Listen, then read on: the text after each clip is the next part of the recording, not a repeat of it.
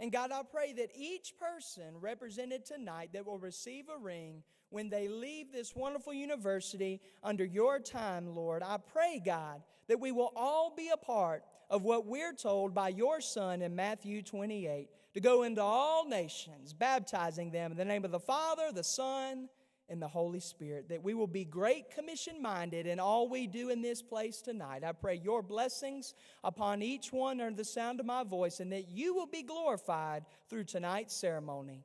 In the powerful, almighty name of Jesus, I pray. All God's people said, amen.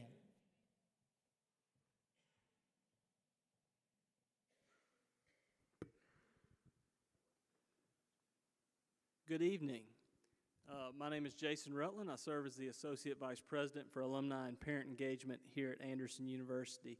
I just want to welcome you to the official ring ceremony for Anderson University. This is one of my favorite events of the year, and it's even better to see guests with our students this year to celebrate this important milestone and this special story that you're going to hear tonight about the Anderson University ring. I'm going to ask two people to come up and speak with you. The first one is going to be Fakournajad, who is a class of 2010 graduate. He serves as our Alumni Board President, and he's going to talk a little bit about his time and what being an alumnus of Anderson University means to him.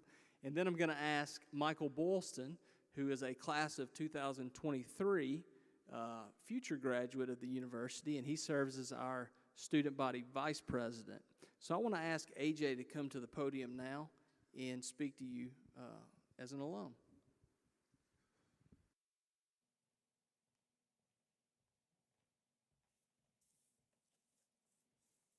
Good evening. As Jason said, my name is AJ Fakournajad, and I graduated from AU back in 2010. I know we're really excited about getting your rings tonight, so I'm just going to take a few minutes to introduce how I got here and how excited I am for y'all tonight. After I graduated AU in 2010, I moved back to Greenville, which is my hometown. That led me to go into lending, which led me back to the Anderson community. After a couple of years, I found myself saying, how can I get back to AU and make an impact like it did on me? So I ran into Jason, and he talked to me about joining the Alumni Board. And I'm still there 6 years later, currently serving as the Alumni Board President and working at a local credit union, Sparrow Financial. As an alum, I'm super proud of what AU has become today. I look back to when I started, which was 2007, and we thought we were really special with the Thrift Library and becoming the first four-year group of students to be called AU instead of Anderson College. And boy, is it humbling to come back now to see your student center, the nursing program, football stadiums, everything that y'all have. So it's super exciting to see all that. I want y'all to be proud of what you've learned here, the professors that you've met, the friends that you've made, and all the exciting moments that will live with y'all forever. When you leave here, just remember all those and take that with you wherever you go, whether it's back to your hometown, across the nation to take on a new job, or even if it's internationally. Share that Anderson love. When you get the chance, come back and visit, whether it's joining the alumni board, coming to homecoming, or reaching out to a former professor. Just come on back, share that love, and be proud to be a Trojan. Long live Anderson.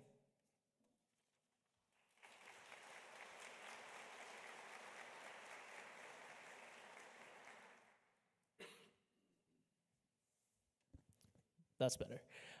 My name is Michael Boylston. As Jason said, I am a junior, so I am just as excited as each and every one of you sitting here to be able to get our rings tonight. So I would like to first start by offering my congratulations to the class of 2023 and the class of 2022. We are about to meet another milestone in our college journey. We're about to receive a tangible reminder of our time here together and what that means to each of us. Today marks another first day of the rest of our lives as Trojans. And up until now, we were a part of a group of people known as the class of 2023 and the class of 2022. We were mere students pursuing different degrees, passions, and goals. But this ring symbolizes a commitment to continually honor Anderson University and her mission. When wearing this ring, we choose to take on its identity. At an institution steeped in tradition, the Anderson class ring signifies the bond we share. We at Anderson University have the privilege of bleeding black and gold. We all have different stories and backgrounds, yet we will forever be indebted to our alma mater. She has been our rock, our comfort, and our growing place. Uniting through the ceremony of placing a ring on our hand, we will be connected far beyond graduation. This ring allows us to physically represent Anderson University as proud alumni and share the experience with others. This ring also reminds us to cherish the best years of our lives and the community that led to our success. Let us always cherish this ring as an embodiment of our hard work and our memories here at Anderson. As you venture out into every corner of the nation and the globe and find success and fulfillment in all that you do, I hope that this ring serves as a powerful reminder of your connection to the Anderson family, to the Anderson legacy, and to your college friend. I hope it also reminds you also to never stop asking yourselves the question, why not change the world? This is an important milestone, a great marker of the distance we have come since our first days here at Anderson, when we were excited and possibly terrified freshmen, worried about fitting in or keeping up. Clearly, we have grown in confidence and knowledge since then. We have grown in our friendships and shared experiences, and possibly most importantly, we have grown spiritually as well. Each of us has been a part of making each other the young adults we are today. So together, we receive these rings that reflect our shared experiences and our bonds with one another. So when you leave here today with the ring on your finger, always remember you are a Trojan. Thank you.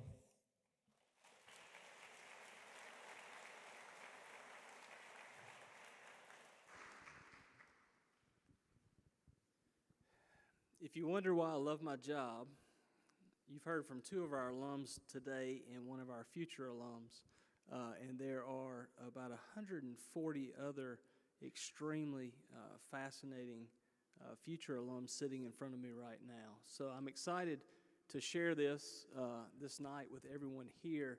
One of the things, I did graduate from Anderson. I graduated in 2003, and I received a class ring. And we had a lot of different things that we could add to the ring.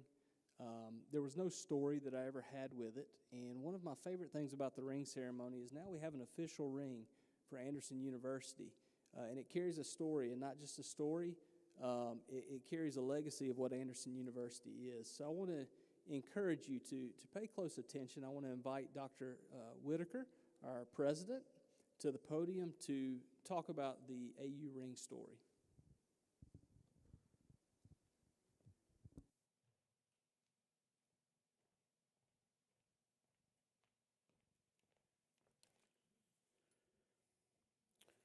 Good evening.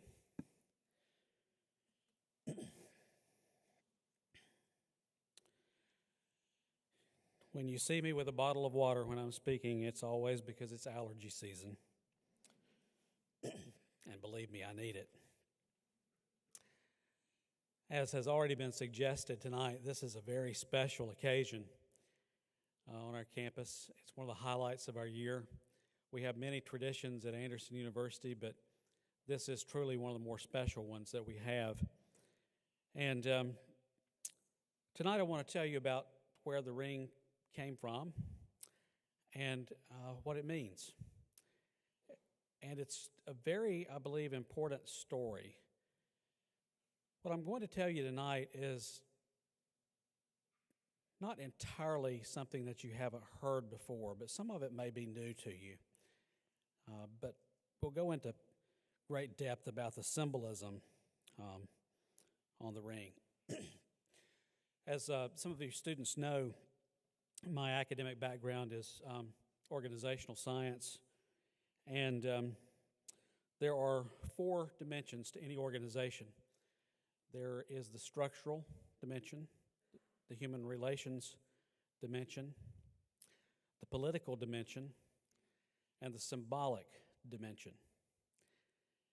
And this ring that you're about to receive, this is my ring, this ring that you're about to receive is pure symbolism. So I'm going to talk to you about that. I want to also tell you that we spent 2 years, a number of years ago, designing this ring. That's why it's called the official Anderson University ring. That's why it's not a class ring. because it doesn't have your year of graduation on it. It is the official ring. Every alumnus has the same basic ring.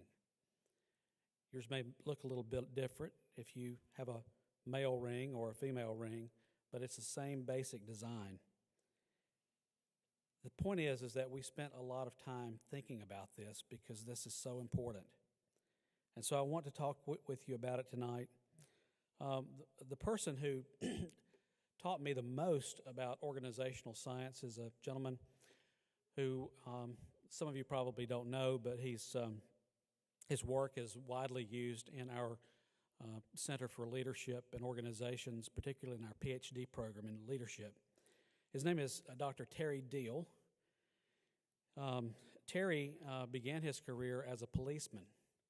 He later became an academic and became a prolific writer during the period of the 1980s when America's business world was focused on a book called In Search of Excellence. And it dealt a lot with culture. And Terry Deal and his research partner, Lee Bowman, were also writing about corporate culture, particularly celebration and symbolism in corporate culture. And so I had the opportunity to study directly under Dr. Deal when I was in graduate school at Vanderbilt, and I learned a great deal from him, and thankfully I was able to talk to him just the other day, and I'm hoping that he's going to be willing to come and speak for us occasionally in our PhD program coursework. But let me go ahead and tell you that the ring is special, and I'm going to try to help you understand with some prepared remarks that I have. So if you will, just follow along with me. How many of you have ever heard of a medieval city in Italy called Siena? Some of you. Well, for 800 years in Siena, Italy, people there have competed twice each summer in a horse race known as the Palio. You may have seen it on television. Each side has its club, its hymn, its costumes, its museum, and an elected head. A crowd of more than 100,000 gathers in the city to witness a 75-second event that people live for all year. Riding under the banners of the goose, the seashell, or turtle, jockeys attack one another with whips and hang on desperately around 90-degree turns in the city. The first horse to finish with or without a rider wins. And the winners are worshiped. The losers embarrass their clan. In July 2007, 22-year-old Giovanni Azzani won in a photo finish. His followers were ecstatic. A young woman shouted, "We've waited for this for 8 years," as she showered him with kisses. An old man almost fainted with joy at the chance to see a victory before he died. The rest of Italy considers the event barbaric, but locals are proudly unfazed. Unless you were born in Siena, Italy, they insist, you will never understand the Palio. It's rooted in a time when Siena was a proud and powerful republic, and the occasion embodies the town's unique identity and its pride. Likewise, unless you have been a student, a parent, or a friend, or somehow involved in Anderson University, perhaps even a board member. We have a board member here tonight. Unless you have been immersed into this experience that we know as Anderson University, you will never understand this ring and the symbolism it embodies for Anderson University. The symbolism on the front lawn and the emotions that it evokes are so strong that several years ago the university developed a coat of arms that include the symbols of the oak leaf, the acorn, and the cross. That has become our logo today, or part of it. The cross, of course, is the most important symbol on the crest, and it is what holds us together as a Christ-centered academic community. Therefore, it is in the background because it is the foundation of everything we are and everything we do. But the acorn and the oak leaf are rich in symbolism as well.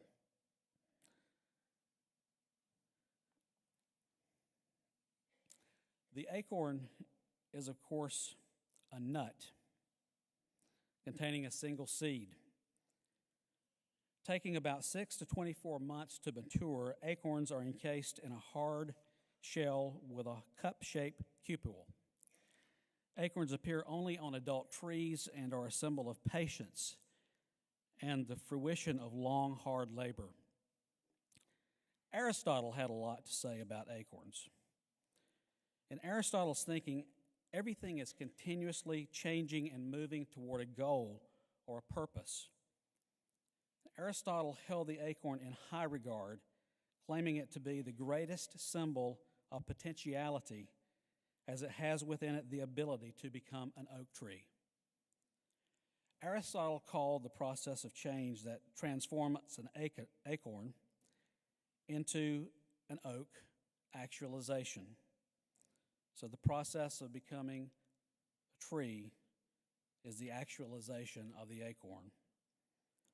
Of course, the Greek philosopher also developed a companion concept called unnatural interference, an occurrence by which an outside agency prevents an object from achieving its actualization.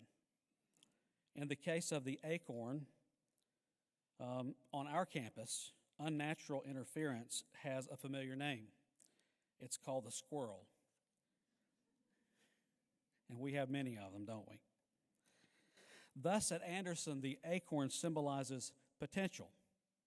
Your potential, my potential, this university's potential. Within each of us lies seemingly unlimited potential to learn, to synthesize, apply, analyze, and reflect. And within each of us lies the possibility and the capacity to develop into actuality what God intends for us to be. The AU experience is aimed at the development of this potential, and everything we do is also aimed at helping our students become the persons that God created you to be. Final notion about the acorn is that it represents the potential of the university. The first 110 years of Anderson have been undeniably glorious. Who knows what God has in store for this institution in the future? And as we believe in the potential of people, we believe in the potential of a group of people. And that's what Anderson really is, a group of people dedicated to a clear and compelling mission. It includes you, it includes thousands of alumni, it includes parents and friends and grandparents and anyone who has a connection to this institution. And our founders would be amazed at how much the institution and its alumni have accomplished for God and humanity over more than a century. As the proverb says, mighty oaks from tiny acorns grow. And those of you who are receiving rings tonight are proof of that. And so is this great university. Now I'd like to talk with you about the oak leaf because it sits on top of the cross. The oak leaf is rich also in virtuous symbolism. Over the ages, the oaks have been associated with images of strength, endurance, wisdom, antiquity, and protection. I wonder if you've ever stopped to think about those oak trees on the front lawn, the ones that are still standing, that were planted over 100 years ago. You probably haven't seen the picture because it's not seen very often. But there's a picture that exists of what those oak trees looked like when Anderson College began. They were just little saplings. And look at them now. The front lawn of the campus is affectionately known to generations of alumni before your time as the sacred 6 acres. Now we call it Alumni Lawn. This acreage is sacred because it's the university's most beautiful, most precious, natural campus symbol.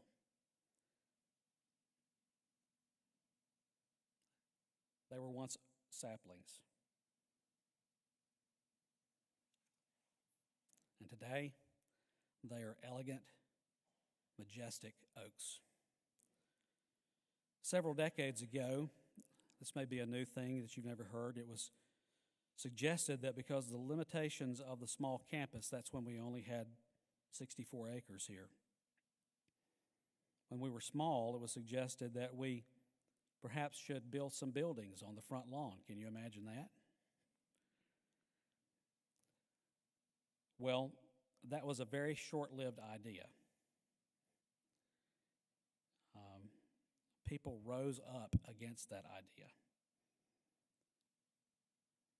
And so that acreage is sacred because it is destined to never be touched by brick and mortar again. There's only one building out there. One day there may be a well house or something like that, but there will never be an academic building or a residence hall or anything like it on those sacred 6 acres. Thus, to a true Trojan, there is no campus symbol any dearer than the oak trees on the front campus. They are sacred in our hearts. Sadly, many of those trees are approaching more than 110 years old now, and they're increasingly subject to damaging winds and ice. And a time has come when many of those trees are having to be replaced, one by one. And we're in the process of each year planting oak trees on this campus. I don't know if you noticed that, but every year we plant a minimum of 10 oak trees, either on the main campus or the athletic campus. What we have remaining of the original oak trees now, we will do everything we can to protect them and to nurture them because they mean so much to us. That's why you see professional arborists out there during seasons of the year tending to the trees, making sure that they're as healthy as they possibly can be, making sure that limbs that are lower than they should be are tethered to higher limbs so that they don't fall and break under their weight. But what does the oak leaf mean to us beyond the fact that it's a natural symbol of Anderson University? Well, it represents the strength of this institution. From the beginning, Anderson has grown in strength and maturity just like those oak trees. And every year we nourish the institution with nutrients that keep all parts of the university fresh and relevant to the future. Some years we prune and we reinvent parts of the institution. And occasionally we replace entire buildings and we plant new programs that enlarge the institution's reach, address pressing human needs, and touch even more lives than we touch today.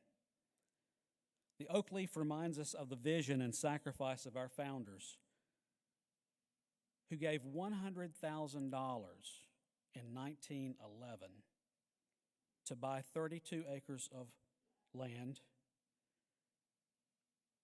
build the first 3 buildings, and set the initial foundation of a small women's college at that time that has become one of the best universities of its type. Do you realize today that when staff, faculty go to professional meetings across our country and across our world, people know Anderson University, especially in the Christian college world. They look at what's happening here on our campus, And they're amazed, and they say, how do you do that? And, of course, we say we work hard. We have great students. We have great faculty and staff.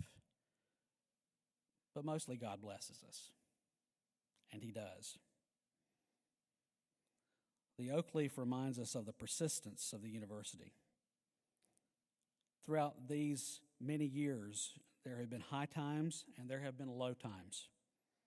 At least twice in the history of the university, it nearly closed. That's right. We might not be sitting here today. At least 3 times in its history, it's reinvented itself. It was a woman's college. It was a 4-year college. In the Depression, it went to 2-year status and became a coeducational college. Men were reluctantly admitted into Depression as a matter of survival.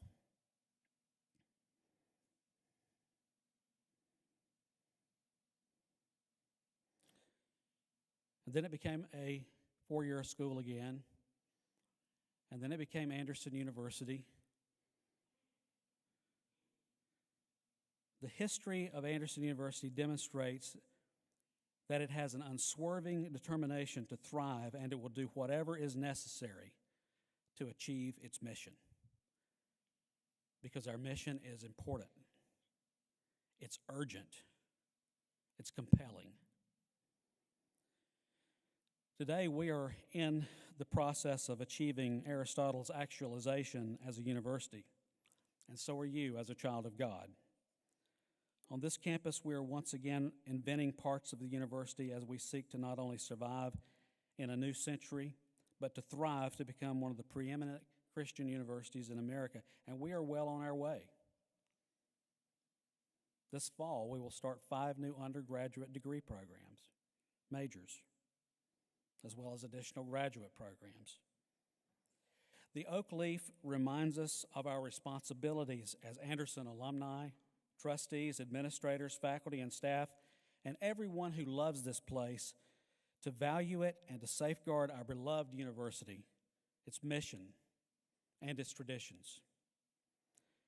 And the oak also is a symbol of the end product of Anderson University, that being educated individuals. We are very proud of the alumni who are serving around the world in ways that demonstrate the strength of this institution. People who think critically, who serve unselfishly, and who achieve out of a sense of stewardship, who live lives of character, and who walk humbly with their Creator. No matter their callings and professions, our alumni tower over the crowd as they distinguish themselves by living extraordinary lives and raising the standards of humanity. A few years ago, we began a new tradition at commencement. Under the strength and majesty of the trees on the front lawn, the last 3 words the graduating class members shout in unison before leaving their alma mater are "Long live Anderson." You heard that earlier tonight. And we recite this spirited injunction every year. And in May 2023, when most of you will get your diplomas, we're on the front lawn under those majestic, beautiful oak trees. When we celebrate your hard work and commencement on the front lawn,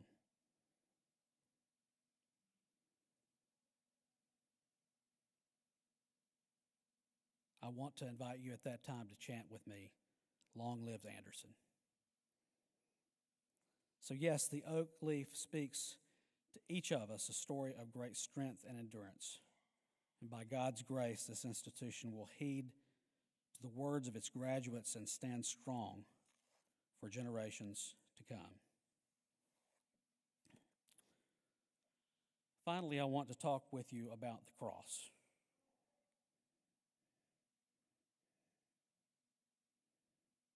You know about the cross. I don't have to tell you that much. Do you know why that there is a red or almost a burgundy color in the coat of arms and the shield of Anderson University. That color in heraldic language is called gules, Gules. We would call it burgundy or a deep red. It symbolizes the blood of Christ.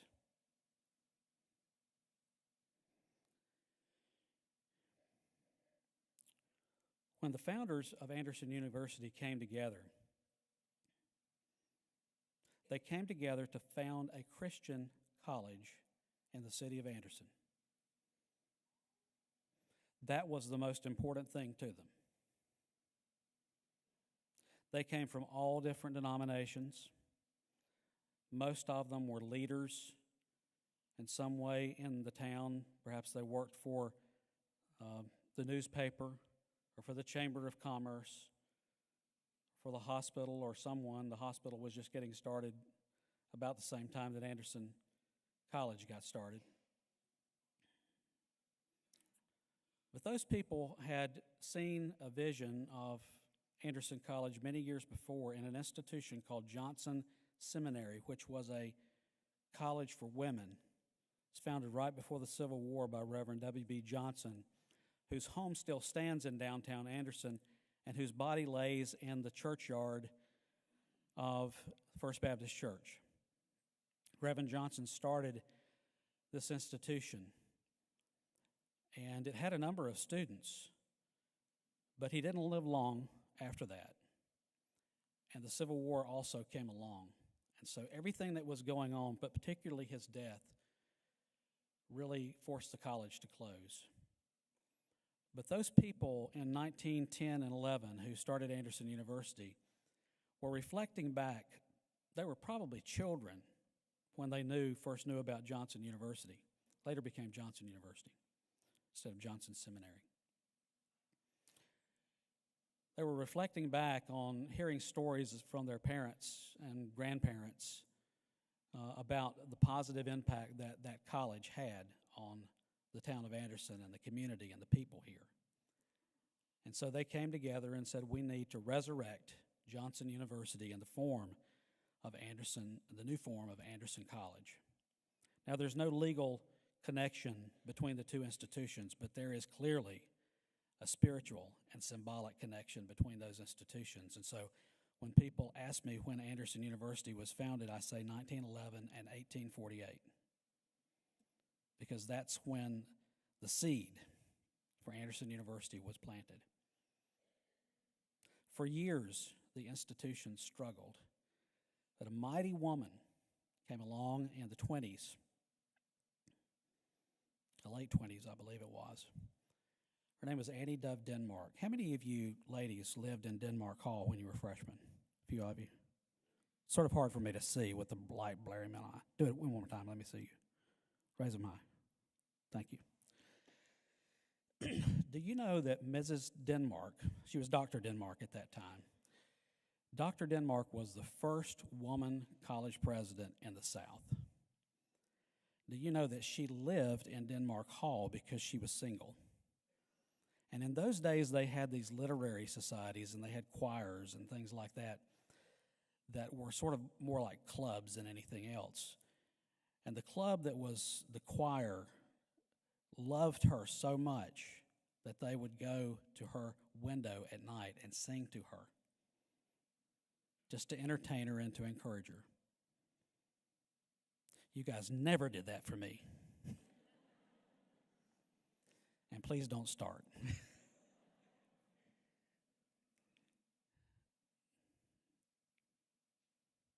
Actually, I'd probably pretty much enjoy it, but you don't have to do that. But Annie Dove Denmark writes in the history of Anderson University, or the Anderson College. She writes in the history some amazing things about the cross and its centrality to everything that we do here. You know, when we have Founders Day and opening convocation and all those events that we usually have when we don't have a pandemic going on, there is a staff. And by staff, I mean like in the Bible, a staff. And it has a crooked arm. It's very much like what a shepherd shepherding sheep would have used to shepherd sheep. That staff is actually in the library, in the rare books room that we know as the Hopkins room, just right off the entrance to the left. It's still there. She shepherded this institution through the most difficult years of its existence. And she is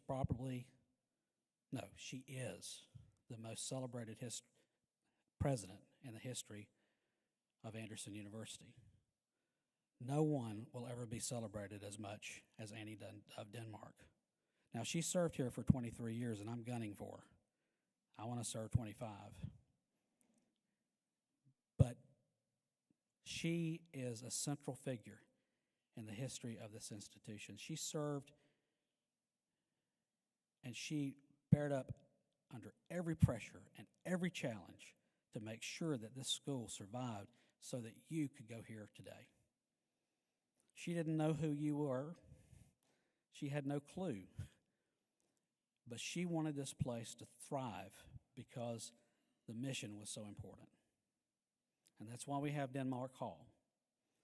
To those who knew Annie of Denmark, do you know what they called her? Aunt Dovey. How about that? Aunt Dovey, Annie of Denmark. Her portrait hangs in Merritt Hall. Many of you have seen her.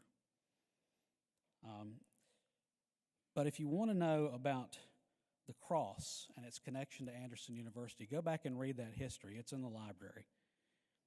And you will discover some amazing things that that lady said that I oftentimes think about, reflect upon, and quote today.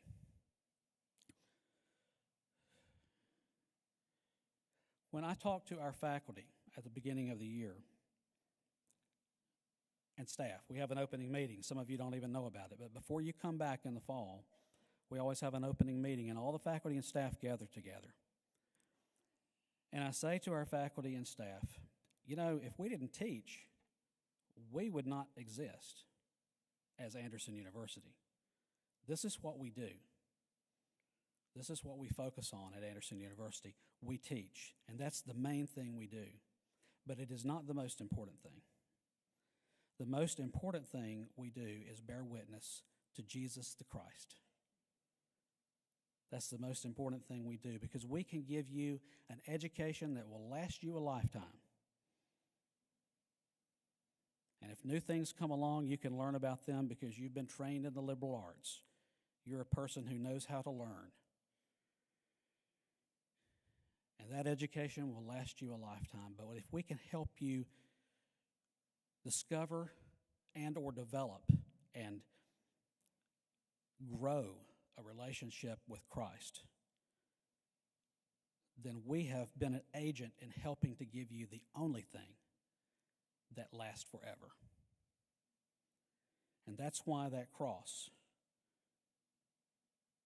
and that's why the man who died on the cross under incredible suffering and pain is so important to us. Because the most important thing we do here at Anderson is bear witness to Christ. I don't know how many chapels you've been to. You've been to a lot. And I know sometimes you go to chapel and you think, gee, I could be using my time somewhere else.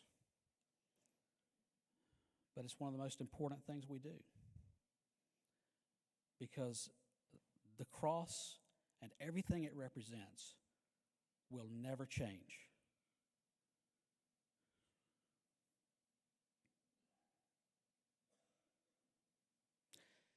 He is the one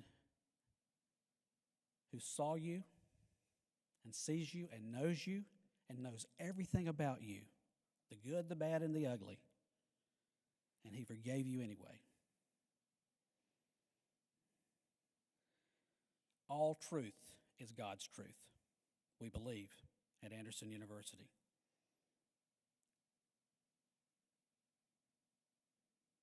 We don't know how an institution can be an institution, an educational institution, without focusing on the spiritual in addition to the intellectual.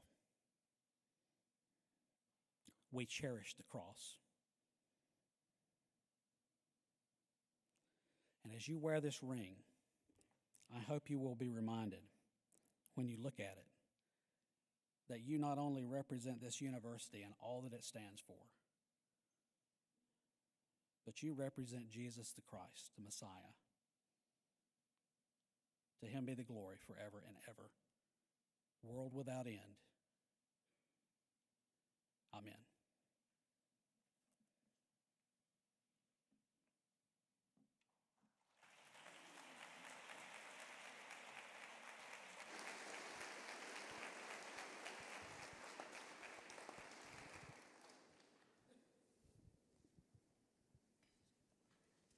And that, Dr. Whitaker, is why I refuse to let you get rid of me, no matter what I do. So, thank you for that. Thank you. Before we get started, before the students make their way, I do want to, one of our pillars is hospitality here at Anderson University. I just want to request that you hold your applause until everybody has come across the stage. Different events have their own atmosphere and acceptable behaviors. And so cheering, yelling at athletic events, very acceptable. For this one, we want everybody to be able to hear their name and for your guests to be able to hear names as well. So rather than yelling and clapping when your loved one's name is called, we invite you to stand and support and honor their achievement. At the end, we will all participate by clapping and congratulating them. And also, if you can keep from going into the aisles to take pictures, and if you'll make sure, if you do take one from your seat, make sure the flash is off. We do have a professional photographer down here that will be taking pictures, and we'll be sending that link out next week for you as well. So lastly, if you've not already done so, and I think everybody has, I made sure mine was, just make sure your phone's silenced before we do this. So if I could ask Kevin Silman to come to the podium. He is the voice of the Trojans, and we will get started.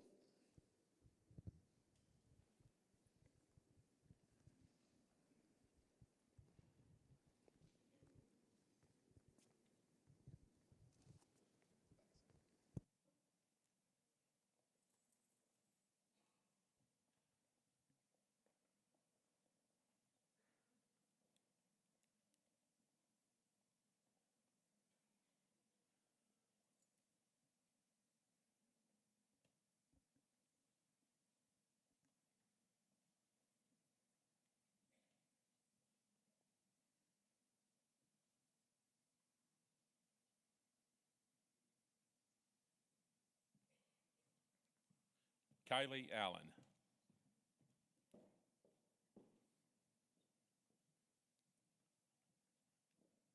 Kayla Arnaud.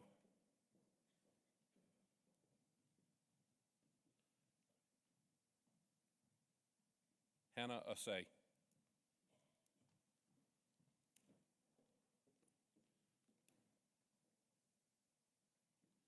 Caitlin Back.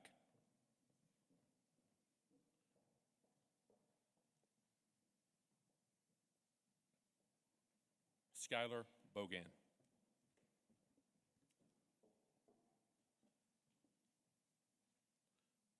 Michael Boylston.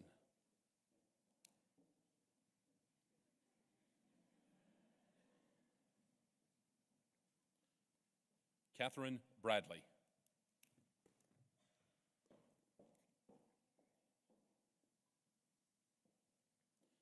Abigail Broom.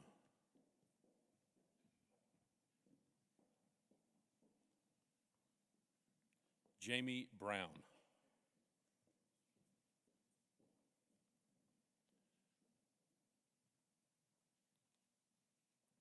Abigail Burdett.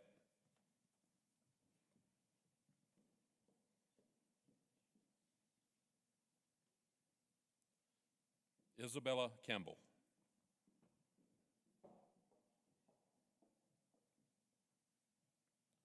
Jeanette Campbell.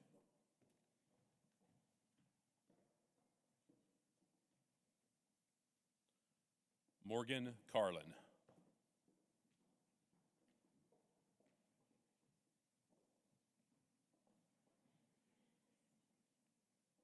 Patrick Carter.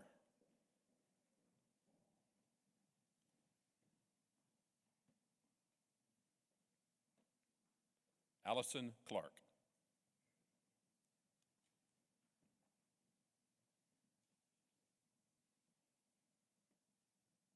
Catherine Cook.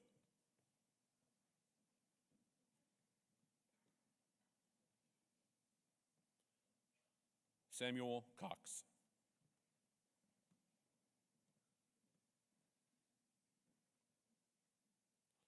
Taylor Cruz.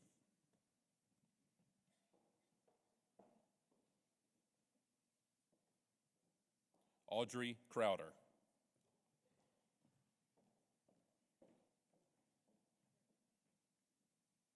Anna Crump.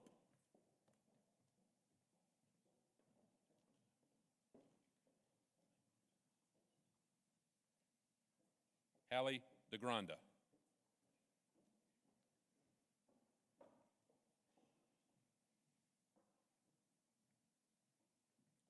Diana Dennis.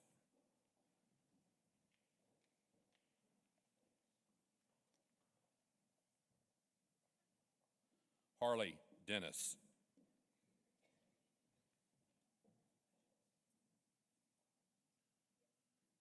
Rebecca Dennis.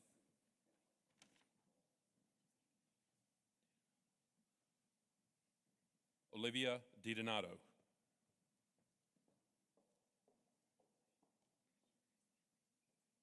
Catherine Dowdy.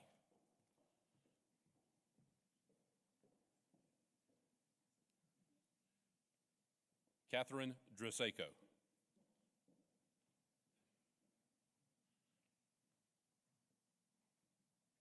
Anna Dunn.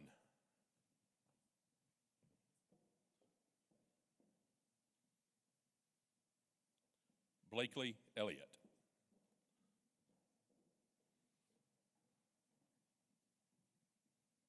Logan Falkenberry.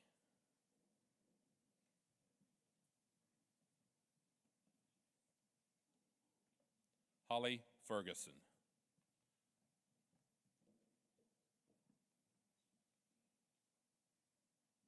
Caitlin Fields.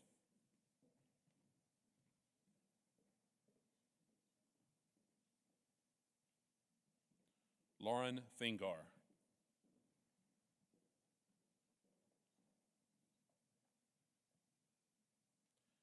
Chelsea Finley.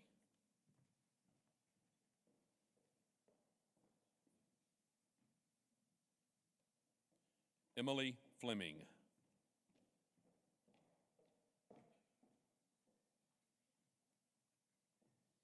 Hannah Fowler.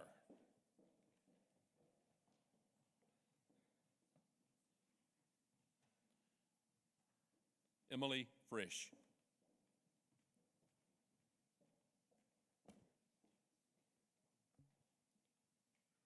Trinity Fulmer.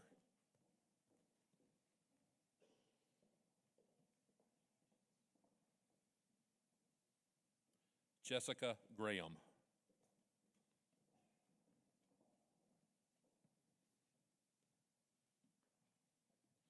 Meredith Gray.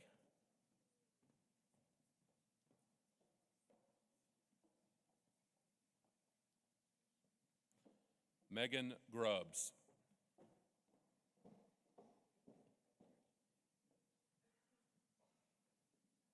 Bailey Hammond.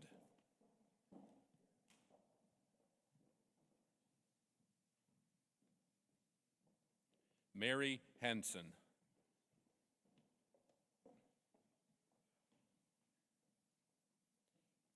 Megan Harding.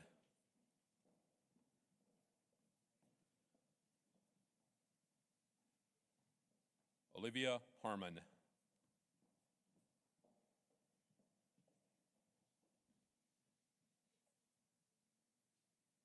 Erica Hendricks.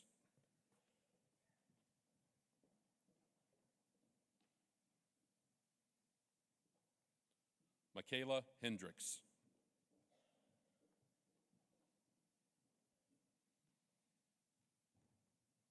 Peyton Herndon.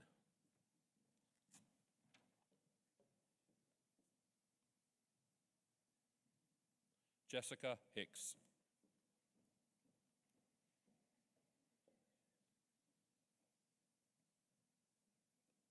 Nicholas Hill.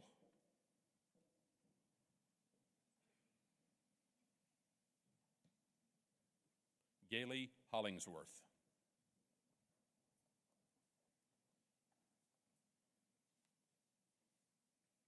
Addison Holmes.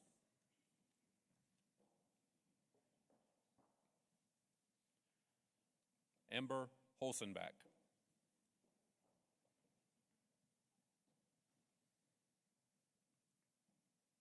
Andrew Howard.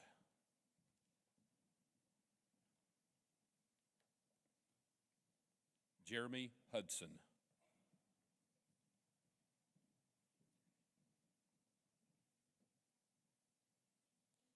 Kaylee Hunter.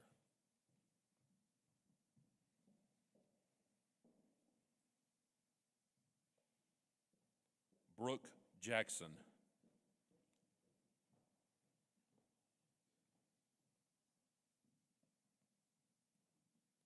Kaylee Jeffries.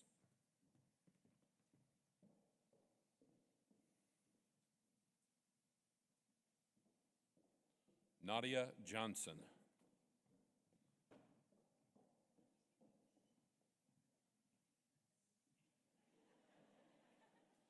Sally Jolly.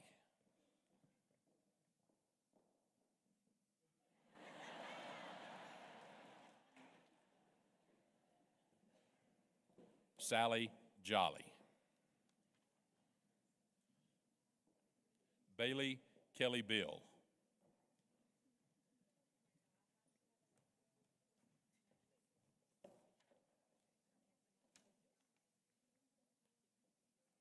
Kelly Keene.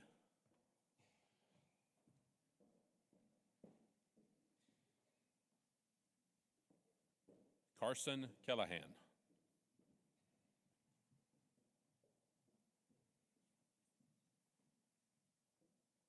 Grayson Kirkland.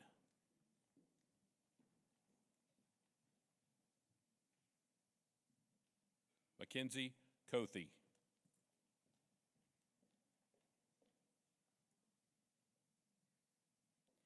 Elizabeth Lapolte, accompanied by Ella.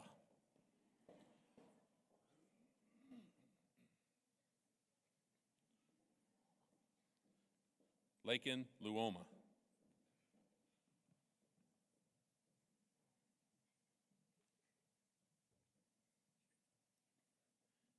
Catherine Manus.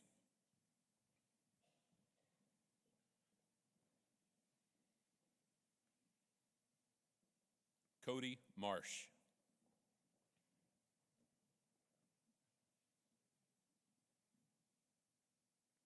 Grace Matthews.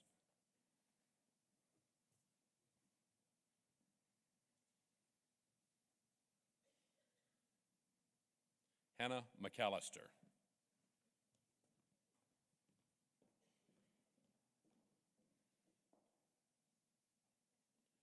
Jamie McAllister.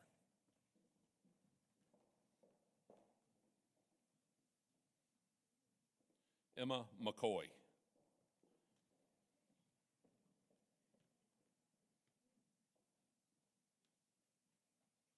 Lindsay McCurley.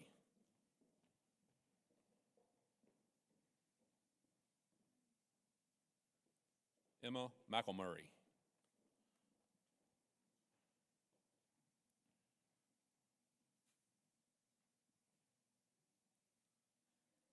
Jennifer McFarland.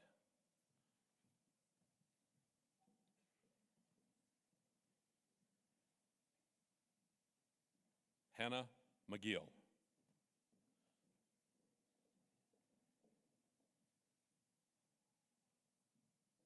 Haley McInnes.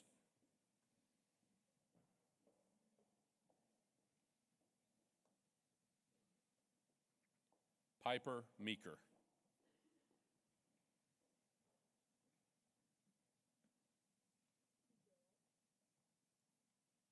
Rachel Maringer.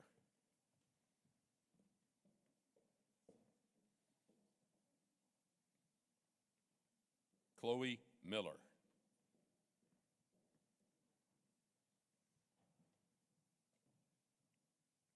Jenna Miller.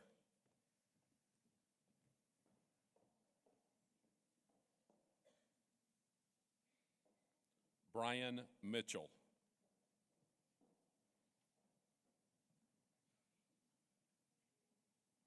Meredith Mitchell.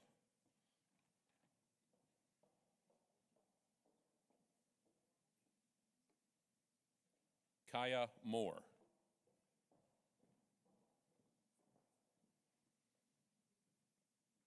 Grace Mortensen.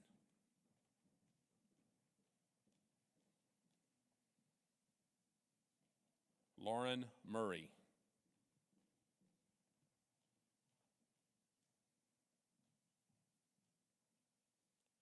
Madeline Murray.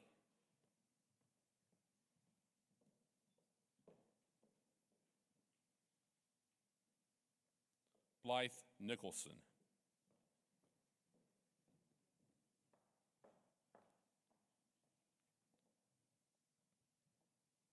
Isabella Nilsson.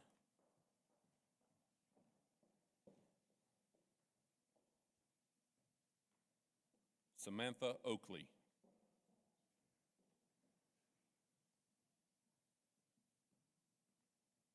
Monica Martinez Orozco.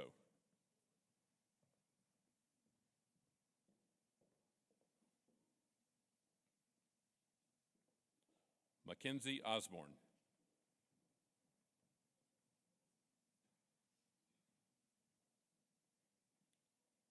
Rachel Osmer.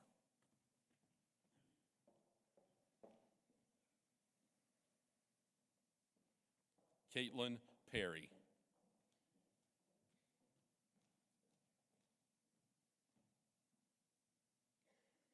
Audrey Phillips.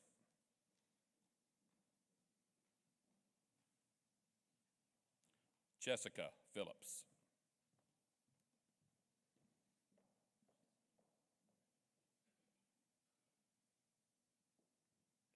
Lauren Pfeiffer.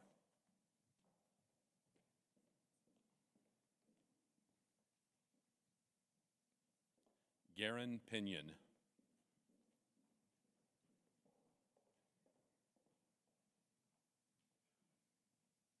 Marion Poston.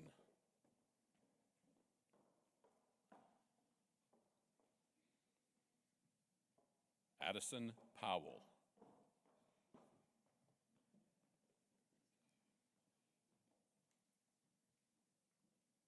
Allison Powell.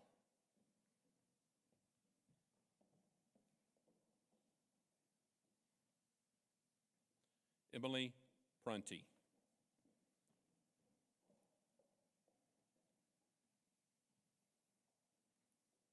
Emma Kate Rackley.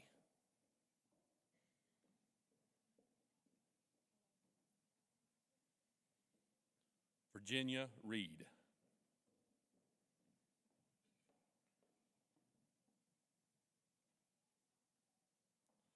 Cooper Reynolds.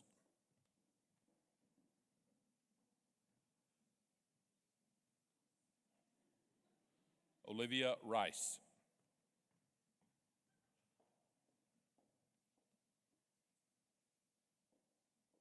Brianna Ricks.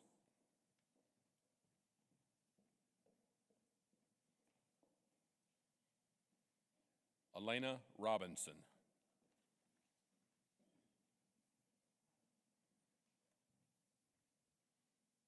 Ridge Rogers.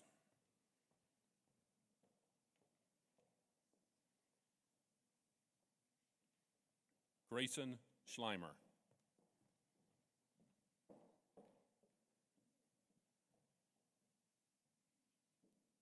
Wilhelmina Schutz.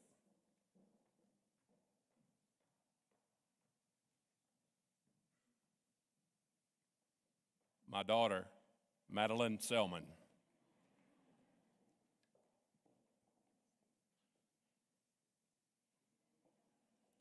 Cameron Sheets.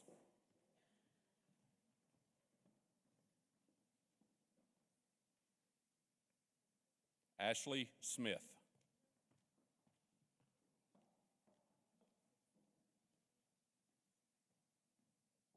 Olivia Starnes.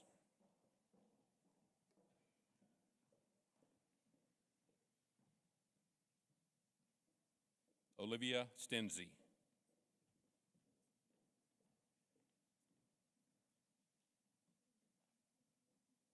Georgia Summer.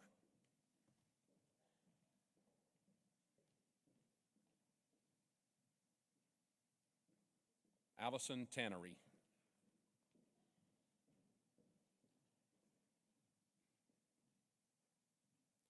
Madison Tenry.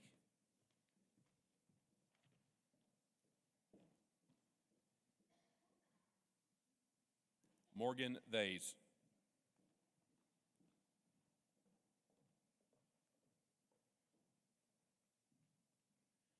Hannah Thomas.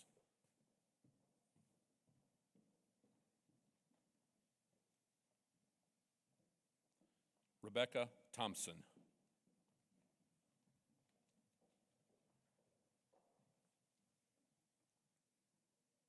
Emma Turner.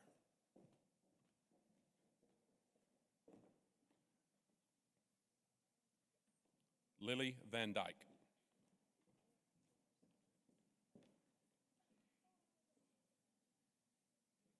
Grace Ann Vargo.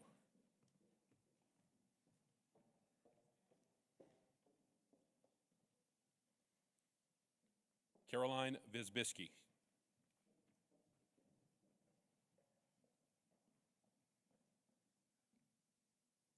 Allison Waters.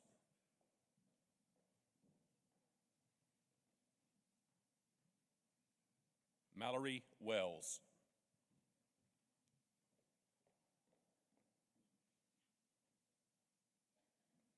Rylan Witt.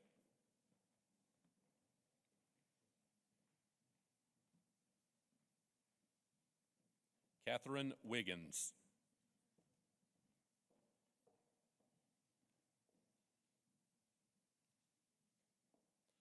Lindsay Williams.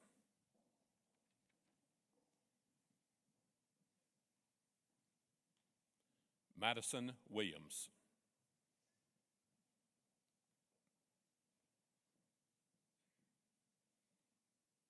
Margaret Wood.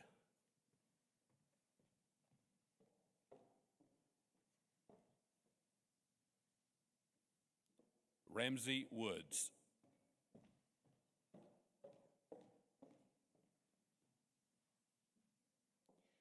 Lyles Yarkowitz.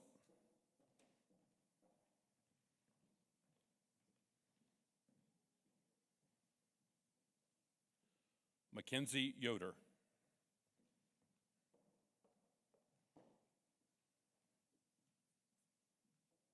Herlinda Zavalos.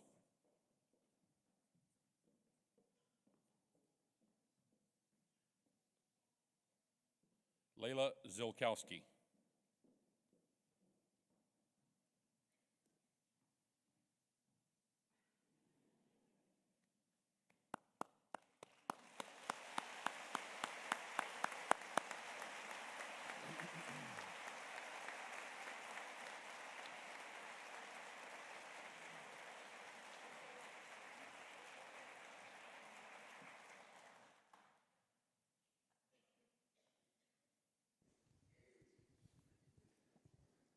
Well, we are almost done with this wonderful ceremony. I do want to let you know we have a reception in the Student Center directly following this. We do have a golf cart and transportation available if you need help getting over there. I want to invite everybody to please stay for this. It's a wonderful time.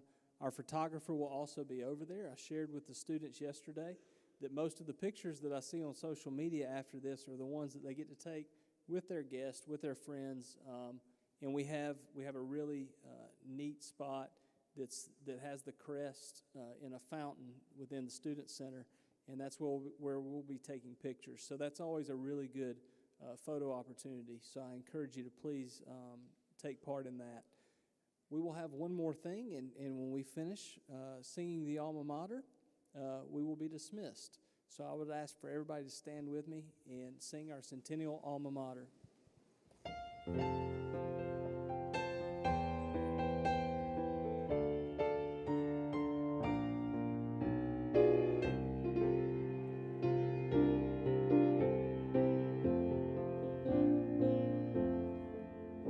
The sounds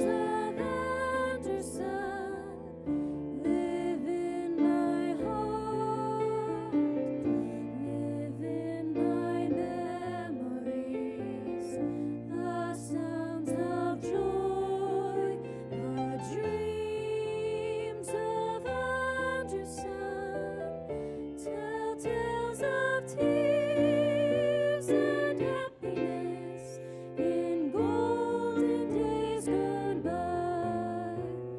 Seeds of learning will flourish, new friends will guide us through the land.